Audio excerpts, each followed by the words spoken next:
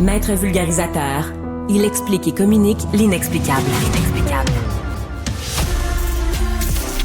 Mario Dumont. De la musique aux oreilles. C'est un texte intéressant et intriguant à la fois, surtout le titre. Après ça, quand on se met à lire, on dit « OK, il y a des enseignements là-dedans ». C'était signé par notre prochain invité hier dans les pages opinion de la presse. Qu'est-ce qui explique qu'il y a tant de joueurs du Canadien, équipe à succès cette année, qui soient nés en janvier ou dans les premiers mois de l'année? Étienne Guertin-Tardy, sociologue, auteur du livre « Pourquoi les Kevin ne deviennent pas médecins ». Bonjour. Bonjour. D'abord, probablement que la plupart des gens ne l'avaient pas noté, mais vous dites qu'il y a une surreprésentation dans l'édition gagnante du Canadien cette année de joueurs nés en janvier ou dans les premiers mois de l'année. Absolument. Lorsqu'on regarde les données là, sur les 25 joueurs qui composent actuellement la formation, il y en a 12 qui sont nés lors des 3 premiers mois de l'année, donc à peu près la moitié. Et puis là-dedans, il y en a 7, donc 28%. On peut penser à Caulfield, par exemple, vedette actuelle du Canadien, qui sont nés en janvier. Et puis ça, c'est pas un hasard. En fait, dans toutes les ligues... En fait, on serait porté à penser que c'est un hasard. On serait porté que c'est un hasard. En fait, si on regarde également les autres équipes, il y a tout le temps cette surreprésentation-là de joueurs nés au début de l'année. Moi, je me suis intéressé notamment à la LHJMQ. Dans la LHJMQ, comme dans toutes les ligues à peu près professionnelles, les ligues élites, il y a à peu près tout le temps, moi j'appelle ça la règle du 40-30-20-10. 40% des joueurs sont nés lors des 3 premiers mois de l'année. 30% des joueurs sont nés lors des 3 mois suivants, 20 et 10% qui sont nés à la fin de l'année, entre octobre et puis décembre. Et puis ça, c'est un phénomène qui est assez connu dans la littérature scientifique, un petit peu moins du grand public, qu'on appelle l'effet d'âge relatif. Et ça s'explique par le fait que lorsqu'on place des jeunes dans une même cohorte, on le fait en fonction de dates particulières. Donc toutes les ligues, le U13, U15, donc les jeunes jusqu'à ceux qui ont obtenu leur âge avant telle date? Absolument, comme au hockey, tu sais, du moins au Canada, vont faire partie d'une même équipe ou d'une même cohorte les joueurs nés entre le 1er janvier et le 31 décembre. Donc, on va mettre ces petits gars-là ou ces filles-là, même chose du côté du hockey féminin, là, on va les faire compétitionner les uns contre les autres.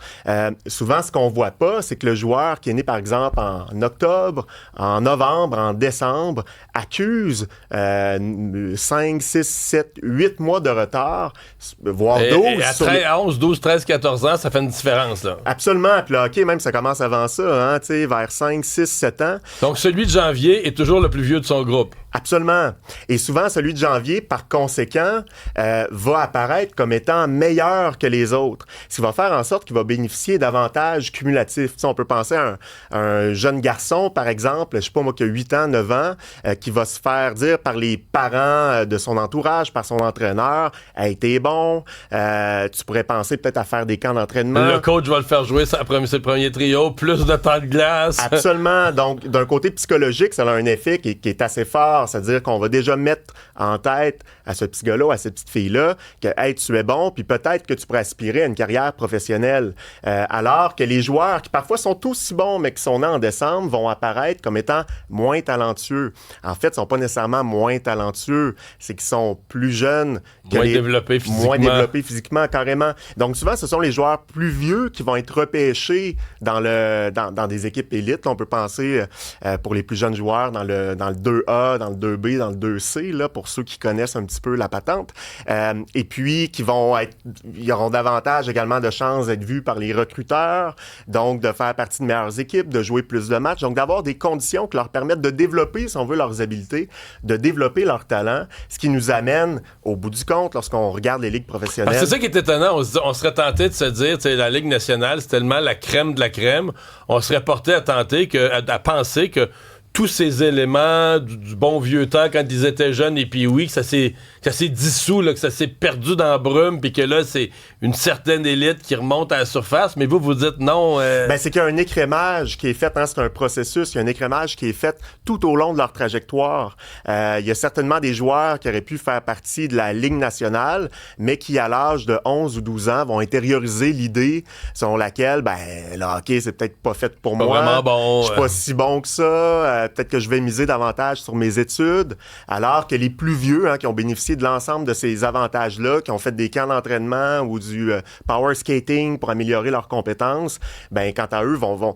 En fait, tout au long de leur trajectoire, l'écart entre les plus vieux et les plus jeunes va s'agrandir en quelque sorte. Ça ne veut pas dire que les joueurs nés en janvier ne sont pas talentueux, mais c'est juste de voir, puis le mois de naissance n'est pas le facteur déterminant pour devenir un joueur professionnel. Si vous êtes né en décembre, croyez en vos rêves. Là. Mais j'inverse tout votre raisonnement, puis je le ramène en conseil.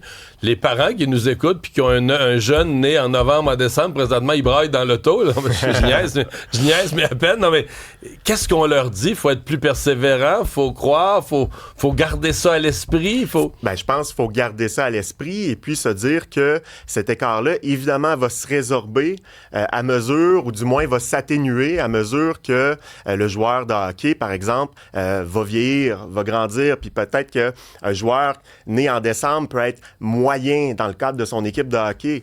Toutefois, un joueur moyen né en décembre et un joueur moyen né en janvier, ça équivaut pas à la même chose. C'est-à-dire que celui qui est né en décembre, accuse 5, 6, 7, 8 mois de retard sur les plus vieux. Donc, je dirais à ces parents-là que si leurs jeunes aspirent à se rendre dans la LHJMQ ou aspirent à se rendre le plus loin possible dans le hockey, mais de persévérer, en effet, et de tenter de leur offrir les conditions à ces joueurs-là, les conditions dont bénéficient les joueurs plus vieux. Donc, souvent, c'est une question aussi de confiance, de se mettre dans la tête l'idée selon laquelle c'est possible. Donc, c'est vraiment une question de persévérance, en effet. Et donc, dans l'édition actuelle du Canadien, vous dites ce phénomène-là est particulièrement visible. Est particulièrement visible. C'est quelqu'un qui m'a écrit la semaine dernière et puis qui m'a dit, parce que j'en parle dans le premier chapitre de mon livre qui s'appelle « Pourquoi les Kevin ne deviennent pas médecins », en fait, dans l'introduction. Et puis, il y a quelqu'un qui m'a écrit et qui a dit « Hey, Étienne, t'as-tu vu dans la formation du Canadien, je viens tout juste de lire ton livre, de regarder les mois de naissance des joueurs du Canadien. Et puis, c'est vraiment, vraiment flagrant. Donc, pour moi, c'est une opportunité, là, avec les succès du Canadien actuel, c'est une opportunité de faire une pédagogie de cette réalité-là. Étienne Guertin-Tardif, merci d'avoir été avec nous. Merci à vous.